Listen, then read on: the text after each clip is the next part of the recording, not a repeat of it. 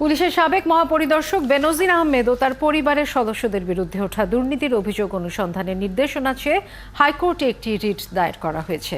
এরপরই দুর্নীতি দমন কমিশন জানায় এ বিষয়ে তারাও ৩ সদস্যের একটি কমিটি গঠন করে অনুসন্ধান শুরু করেছে। মিল্টন আনোয়ারের প্রতিবেদন। বিকাশে কম খরচে ক্যাশ আউটের লিমিট বেড়ে ৫০,০০০, প্রিয় এজেন্টও ২টা। সাবেক আইজিপি বেনজির আহমেদের অবৈধ সম্পদ নিয়ে সম্প্রতি বেশ কটি গণমাধ্যমে প্রতিবেদন প্রকাশিত হয়। এসব প্রতিবেদনে দাবি করা হয় তিনি ও তার পরিবারের শত কোটি টাকার সম্পদ রয়েছে।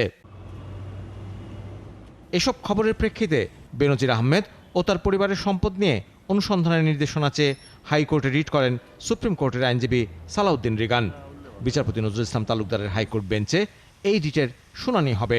আমরা বলছি না যে বেনজির আহমেদ এই দুর্নীতি করে টাকা উপার্জন করছেন বা করেন নাই। আমাদের কথা হলো একটা তদন্ত হওয়া উচিত, যাতে মানুষ জানুক আসলে সম্পত্তির যে প্রতিবেদন প্রকাশ হয়েছে সেটা সঠিক না ব্যাঠিক।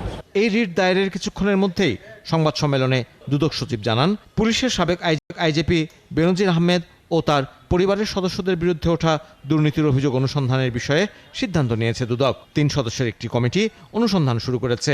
সাবেক আইজিপি জনাব বেনজির আহমেদের বিরুদ্ধে অবৈধ সম্পদ অর্জনের অভিযোগ অনুসন্ধানের জন্য অনুমোদন দেওয়া হয়। ইলেকট্রনিক এবং প্রিন্ট মিডিয়ায় যে সকল তথ্যাদি প্রকাশিত হয়েছে সেগুলি বিবেচনায় নিয়ে আমাদের অনুসন্ধান কার্যক্রম পরিচালনা করার জন্য কমিশন সভায় সিদ্ধান্ত নিতে হয়েছে। অনুসন্ধান শুরু করতে কেন এতটা সময় নেওয়া হলো তার জবাবে দুদক সচিব জানান, ঈদের ছুটি ও প্রস্তুতির কারণে সময় লেগেছে। ঈদ উল ফিতরের একটি ছুটি ছিল এবং আমাদের মাননীয় 2জন কমিশনার দেশের বাইরে ছিলেন। তখন আমাদের নিয়মিত কমিশন সভায় যখন 3 জন সদস্য মিলে কমিশনের সিদ্ধান্ত গ্রহণ করা হয়, সেই সিদ্ধান্ত গ্রহণ করা হয়েছে 18 এপ্রিল এবং আমাদের গতকালকেই 21 এপ্রিলে আমাদের কমিটি গঠন করা হয়েছে। সকালবেলায় চিঠি ইস্যু করা হয়ে গেছে। এদিকে সামাজিক যোগাযোগ মাধ্যমে দেয়া পৃথক বিবৃতিতে অবৈধ সম্পদ অর্জনের কথা অস্বীকার করেছেন বেনজির আহমেদ। আমরা সে সম্পত্তি বিনা পয়সা লিখে দেব। মিল্টন আনোয়ার, ৭১, ঢাকা। সকল